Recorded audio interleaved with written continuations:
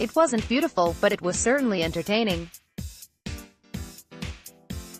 Wake Forest, 23-29, built a dominant 7-run lead over High Point, 28-21, gave it all away and then won 9-8 in dramatic walk-off fashion Tuesday night at David F. Couch Ballpark. Home runs by Chris Lanzilli in the second, Johnny Aiello in the third and DJ Poteet in the fourth paced Wake to a 7-0 lead that it carried into the seventh inning.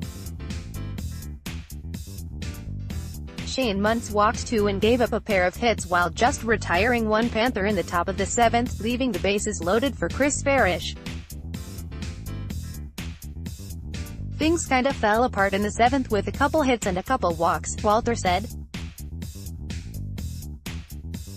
Parrish struck out the first batter he faced, but then surrendered a grand slam home run to Austin Zente that got High Point back in the game at 7-5.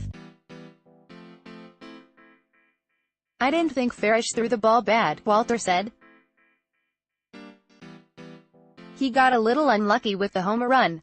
The DX never added on. I'm happy with the first 5 innings offensively, Walter said.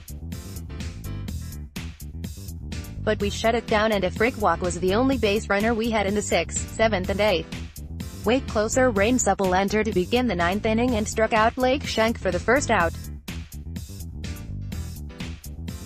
Then the trouble began. Spencer Brown singled to right field, then Supple plunked Zente on the first pitch. Travis Holt singled to left to score Brown and get the Panthers to within 1 run at 7-6. Hunter Lee then walked, on 4 straight pitches, to load the bases. Supple got a big strikeout on Tanner Wells to collect the second out of the 9th, putting the DX just 1 out away from snatching the victory. But Supple inexplicably couldn't find the zone, tossing 8 straight pitches for balls, walking both Carson Jackson and J.J. Woodard. Supple had walked in both the tying and the go-ahead runs on 4 straight pitches. Supple bounced back again and got Daniel Milwee onto strikes, meaning he had struck out the side while allowing 3 runs on 2 hits, 3 walks and a hit batter. He entered the contest with nearly a 2-to-1 strikeout-to-walk ratio and had allowed just 25 walks in 40.1 innings pitched this season.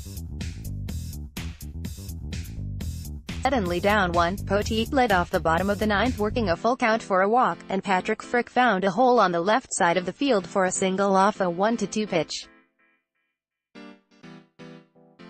With 2 on and nobody out, Walter gave junior second baseman Jake Mueller a choice. He could either try to bunt the runners over or he could try to slap a hit through the heavily drawn-in infield. If you feel good swinging the bat here, I don't have a problem with it, Walter said he told Mueller. The infield is going to be out of position and you have a good matchup against this pitcher. Mueller sacrificed to third base, putting 2 runners in scoring position for Aiello. I left it in Jake's hands and he wanted to bunt, which I was fine with, Walter said. With left-handed throwing Cooper Jeffers on the mound for High Point, it was a foregone conclusion that the Panthers would walk the right-handed hitting Aiello and face lefty Bobby Seymour with 1 down and the bases loaded. What nobody accounted for was what happened next.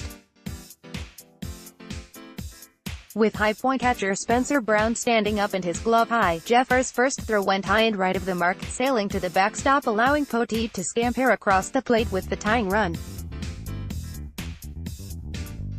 I can't believe that just happened, Aiello said as he thought as the pitch sailed wide. The first half-second I was just in shock, then after that I signaled him, Poteet in. Frick moved to third on the wild pitch and the rest of the intentional pass went without further incident. Seymour came to the plate with runners at first and third with 1 down, and quickly got behind 0-2. He fouled off the third pitch he saw, then dribbled a grounder left at first base. Woodard lunged to glove the ball, but Seymour beat him to the bag as Frick crossed the plate with the winning run. That was a pitch he had struck out on earlier in the game, Walter said. He made an adjustment and found a way to get it done. Supple got charged with the blown save and earned the victory. Jared Shuster started for Wick and tossed 4 shutout, 2-hit innings.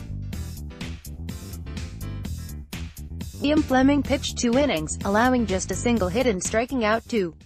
"I was throwing well and had some quick innings," Shuster said. "It was the best I felt throwing strikes and not giving in to hitters." The D-backs closed the season with a 3-game series at home against Virginia, 27-22, 10-16. The first game is slated for a 6 p.m. start Thursday night, with a Griffin Roberts 4-4, 3.94 getting the start for Wake Forest. Game 2 is at 6 p.m.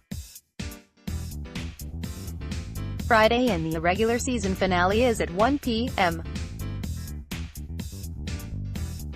Saturday. There is inclement weather in the forecast every day this week, so check back Demon Deacon Digest frequently for any scheduling updates.